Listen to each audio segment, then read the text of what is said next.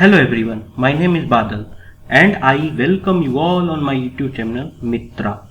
In today's session, we will discuss a very important topic of physics जिसका नाम है photo electric effect. तो चलिए आज के सेशन को स्टार्ट करते हैं। Photo electric effect quantum physics का पार्ट है जिसे आपने आगे चलकर क्वांटम फिजिक्स और इसके सारे नियमों को हिलाकर रख दिया। फोटो इलेक्ट्रिक इफेक्ट को समझने के लिए सबसे पहले हम लोग क्या समझेंगे, इलेक्ट्रोमैग्नेटिक रेडिएशन। इलेक्ट्रोमैग्नेटिक रेडिएशन एक, जब भी हम इसकी बात करेंगे तो हम लोग ऑलवेज पाते हैं कि हम लोग ज़्यादा पजल्ड और कंफ्यूज्ड हो जाते हैं कि आखिर इनका बिहेवियर है कैसा। क्वांटम फिजिक्स में फोटो इलेक्ट्रिक इफेक्ट ने इसको एक फोटोन के तरह देखा है, जो भी हमारे इलेक्ट्रोमैग्नेटिक रेडिएशन है, तभी जाके हम आगे इसके निष्कर्ष तक पहुंच पाए हैं। लेकिन अगर हम क्वांटम फिजिक्स की बात करते हैं तो जब भी इलेक्ट्रोमैग्नेटिक वेव्स की बात होती है तो वो एक अलग टाइप की फ्रीक्वेंसी शो करती है, फोटोन की तरह नहीं। तो इसीलिए हम इसमें काफ़ी ज़्यादा पजल रहते हैं कि आखिर ये क्वांटम फिजिक्स डील कैसे होती है, फोटो इलेक्ट्रिक इफेक्ट इसमें कैसे क्या किया। तो काफ़ी सारी कन्फ्यूज़न हमारी इलेक्ट्रोमैग्नेटिक रेडिएशन के तौर पे क्वांटम फिजिक्स में आई और ये फोटो इलेक्ट्रिक इफेक्ट ने इससे और भी ज़्यादा क्वांटम फिजिक्स को हिला कर रख दिया। अब एक टर्म आया है क्वांटम फिजिक्स और एक होता है क्लासिकल फिजिक्स। जब भी हम क्लासिकल फिजिक्स की बात करेंगे तो उसमें हम ऐसे पार्टिकल के बारे में चर्चा करेंगे जिसके बारे में हम उसका फ्यूचर एंड पास्ट दोनों कैलकुलेट कर सकेंगे। कि जैसे कि हम किसी बॉल को थ्रो करते हैं प्रोजेक्टाइल मोशन में, तो वो बॉल कितना ऊंचा जाएगी, वो पहले कहाँ थी और उसका हाइट कितना गया, रेंज क्या जाएगा, हम पर्टिकुलर उसका डायग्राम बना के आराम से सॉल्व कर पाएंगे। और उसमें हम लोग देखेंगे कि मोशन कैसा है, एक पार्टिकल मोशन है। लेकिन जब भी हम क्वांटम फिजिक्स की बात करेंगे और क्लासिकल फिजिक्स में जब भी हम बात करेंगे तो उसमें जो मूवमेंट होती है पार्टिकल्स की, वो ये जो 3 × 10⁸ मीटर पर सेकेंड होता है, जो वेलोसिटी ऑफ लाइट, उसके अब अप्रोच भी नहीं कर पाती है, उससे बहुत मतलब कि नीचे ही रहती है, तब भी हम उसमें क्लासिकल फिजिक्स डील कर पाएंगे। और क्वांटम फिजिक्स में हम अबाउट टू अप्रोच रहते हैं, जो भी इफेक्ट सारे शो करते हैं वो जो लाइट की होती है स्पीड उसके आसपास रहती है। तो इसीलिए हम क्लासिकल फिजिक्स और क्वांटम, जैसे क्लासिकल फिजिक्स में हम बात करते हैं तो बहुत सारे ऐसे पार्टिकल लेते हैं जो कि ना तो बहुत ज़्यादा साइज में बड़े होते हैं और ना तो बहुत ज़्यादा साइज में छोटे। लेकिन जब क्वांटम फिजिक्स की बात करते हैं तो इनका साइज भी बहुत बड़ा होता है और ये माइक्रोस्कोपिक लेवल पे भी करते हैं। तो ये सारे टर्म्स होते हैं जो माइक्रोस्कोपिक और ये क्लासिकल फिजिक्स और आपकी क्वांटम फिजिक्स को डिफ्रेंशिएट करती है। तो चलिए अभी और भी इसमें है, पहले हम देख लेते हैं आखिर ये आगे है क्या। सबसे पहले फोटो इलेक्ट्रिक इफेक्ट को हम हिंदी में समझेंगे कि फोटो इलेक्ट्रिक इफेक्ट होता क्या है। ठीक है, जब कोई पदार्थ धातु एवं अधातु, ठोस, द्रव एवं गैस से किसी विद्युत चुंबकीय विकिरण जैसे एक्सरे, दृश्य प्रकाश आदि से ऊर्जा शोषित करने के बाद इलेक्ट्रॉन उत्सर्जित करता है तो इसे प्रकाश का विद्युत प्रभाव या फोटो इलेक्ट्रिक इफेक्ट कहते हैं। अब फोटो इलेक्ट्रिक इफेक्ट को डेराइव करने के लिए 3 पॉइंट्स हैं जो कि काफी इंपॉर्टेंट है, इसको भी हम लोग देख लेते हैं। धातु की सतह से प्रकाश पुंज टकराते ही इलेक्ट्रॉन निष्कासित हो जाता है, अर्थात प्रकाश पड़ने व इलेक्ट्रॉन निकलने में कोई समय अंतराल नहीं होता है। अभी हम इसको आगे देखेंगे, पहले हम इसको डिफिनेशन और ये जो लाइनें हैं इनको पढ़ लेते हैं। निष्कासित इलेक्ट्रॉनों की संख्या प्रकाश की तीव्रता के समानुपाती होती है। ठीक है, निष्कासित जो इलेक्ट्रॉन होती हैं जो सरफेस पे पड़ती हैं उनकी संख्या जो प्रकाश की तीव्रता होती है यानी कि इंटेंसिटी, उसके डायरेक्टली प्रोपोर्शनल यानी कि समानुपाती होती है।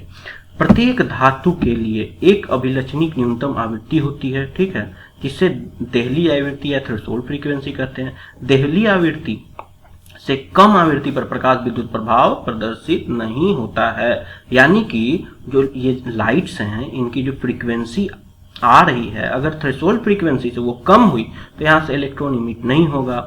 ठीक है, यही दिया गया है कि जो थ्रेशोल्ड फ्रीक्वेंसी है ये F0, उससे ये जो प्रकाश की फ्रीक्वेंसी होती है F, ये ज़्यादा होनी चाहिए या बराबर होनी चाहिए।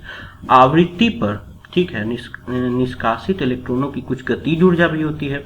अब जो उससे मेटल से जो निकली उसकी गतिज ऊर्जा होती है, और जो वो गतिज ऊर्जा यानी कि काइनेटिक एनर्जी प्रयुक्त प्रकाश की आवृत्ति यानी कि फ्रीक्वेंसी के बढ़ने से साथ बढ़ती है, यानी कि डायरेक्टली प्रोपोर्शनल होती है। अब इसको देखते हैं हम इंग्लिश में आखिर ये कैसे शो कर रहा है। When a photon of energy, ठीक है, एनर्जी हम जानते हैं एनर्जी क्या होता है, एच म्यू, और एच क्या है प्लैंक्स कांस्टेंट, और म्यू क्या है frequency, falls on a metal surface, the energy of the photon is absorb by the electron and used in two ways, ठीक है। A part of energy is used to overcome the surface barrier and come out the metal surface, this part of energy is called work function, ठीक है। The remaining part of the energy is used giving a velocity v to the emitted photoelectron. This is equal to the maximum kinetic energy of the photoelectron, where m is the mass of photoelectron. और देखिए ये हो गया आपका metal surface, ठीक है। इस पे क्या हुआ कि फोटोन, अभी मैंने बताया कि जैसे ही हम लोग क्वांटम फिजिक्स की बात करते हैं तो क्वांटम फिजिक्स में हम देखते हैं कि हम वेव टाइप की पार्टिकल जो अपना नेचर है वो शो करता है, लेकिन इसमें क्या किया गया है कि हम एक फोटोन जो कि एक पार्टिकल के तरह हम यूज करके इसमें इस एक्सपेरिमेंट को किए हैं, तो इसीलिए इसने क्वांटम फिजिक्स की जितनी भी लॉ और रूल्स था उसको हिला कर रख दिया था, तो यही रीजन है। तो इसको फोटोन के तरह बिहेव करके देखें तो इसमें क्या हुआ कि मेटल सरफेस पे जैसे ही ये लाइट जो है स्ट्राइक किया, ठीक है, तो ये जो मान लीजिए कि ये इलेक्ट्रॉन है जो कि सरफेस के अंदर है, अब इसको हम लोग बाहर इमिट करना है, तो इसको इमिट करने के लिए हमें कुछ ऊर्जा लगानी होगी, तभी जाके ये सरफेस पे आएगा। इसी ऊर्जा को यहाँ से यानी कि सरफेस के अंदर से सरफेस तक लाने में जो वर्क मतलब किया जाता है उसी को हम लोग बोलते हैं वर्क फंक्शन। और वर्क फंक्शन एक तरह का एनर्जी भी है, एनर्जी ही है, और ये थ्रेशोल्ड फ्रीक्वेंसी जो ये म्यू नॉट है, ये थ्रेशोल्ड फ्रीक्वेंसी और ये प्लैंक कांस्टेंट है, यानी कि ये प्रॉपर्टी होती है कि जब भी थ्रेशोल्ड फ्रीक्वेंसी से ज़्यादा या इक्वल होगी तभी ये इलेक्ट्रॉन इमिट हो पाएगा। तो ये जो एक तरह का जो वर्क फंक्शन है ये भी एक एनर्जी है, तो इसको यहाँ से यहाँ लाने में कितना लगा, एच म्यू का एनर्जी लगा। और ये जो जब यहाँ पे आया तो उसके बाद एक और जो दूसरा इसका जो एनर्जी है इसका, वो क्या किया, इसको इलेक्ट्रॉन को एक्साइट करने में यानी कि इसको वेलोसिटी देने में और काइनेटिक एनर्जी प्रोवाइड करने में मदद किया। तो ठीक है, तो ये देखिए एच म्यू इसको प्रोटॉन ने फ्रीक्वेंसी यानी कि एनर्जी से इस पर स्ट्राइक किया, तो ये law of conservation of energy को फॉलो किया। तो ये एच म्यू यानी कि यहाँ से एनर्जी आया एच म्यू, और उसके बाद इसको वर्क किया इस इलेक्ट्रॉन को यहाँ से यहाँ सरफेस पे ले जाने में, वो क्या किया एच म्यू टाइप का, यानी कि ये वर्क फंक्शन यहाँ पे किए वर्क फंक्शन, और एक और क्या हो गया काइनेटिक एनर्जी जो मैक्सिमम हुआ उसका, इन दोनों का सम क्या हो गया, ये फोटोन जो एच म्यू एनर्जी थी उसके बराबर हो गया। तो हम इसको लिख सकते हैं क्या, एच और ये frequency naught plus half M B square maximum, ठीक है, और ये half M B square maximum equals to क्या हो गया, जब हम एच को एक साइड रखेंगे तो एच और ये frequency of light and minus frequency of threshold frequency. तो यही हो गया हमारा क्या, इसका डेरिवेशन। अब इसको और भी अच्छे तरीके से देख लेते हैं। यह है मेटल सरफेस, ठीक है, प्रोटॉन आके इस मेटल सरफेस पर स्ट्राइक किया, और ये मेटल सरफेस क्या किया, जो इलेक्ट्रॉन यहाँ पे थे उसको भी काइनेटिक एनर्जी, और जो इलेक्ट्रॉन मेटल सरफेस के अंदर थे उसको वर्क फंक्शन के थ्रू यहाँ सरफेस पे लाया, और उसके बाद एक और एनर्जी के थ्रू उसे इमिट कर दिया। और ये जो इलेक्ट्रॉन इमिट किया, अगर हम यहाँ पे देखिए इस सेकेंड वाले जो फिगर में है, ये लाइट है, इंसिडेंट किया मेटल सरफेस पे, इलेक्ट्रॉन यहाँ से एक्साइट होके इधर ट्रेवल किए, ठीक है, ट्रेवल किए, और जो इलेक्ट्रॉन है एक और मेटल डिटेक्टर पे इसको रख दिए। अब इलेक्ट्रॉन जैसे ही इस पर स्ट्राइक करेगा तो इलेक्ट्रॉन इधर से इधर जाएगा, और करंट इसके अपोजिट डायरेक्शन में फ्लो करेगा। तो इसको मेजर करने के लिए हमने मीटर भी लगा दिए, तो इसके साथ से हम क्या मेजर कर पाए, इसका करंट भी मेजर कर पाए, जिसे फोटो करंट कहेंगे, और जो इलेक्ट्रॉन इमिट होगा इसको फोटो इलेक्ट्रॉन कहते हैं।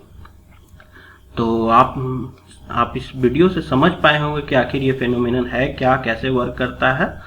तो अगर आपको इसको वीडियो को अच्छा लगा तो थैंक यू, और दोस्तों के साथ शेयर कर दीजिएगा। और अगर आप चाहते हैं कि मैं ऐसे ही वीडियो और बनाता रहूं तो प्लीज़ मेरे वीडियो को सभी के साथ शेयर कर दीजिए, और मेरे चैनल को सब्सक्राइब कर लीजिएगा। Thank you.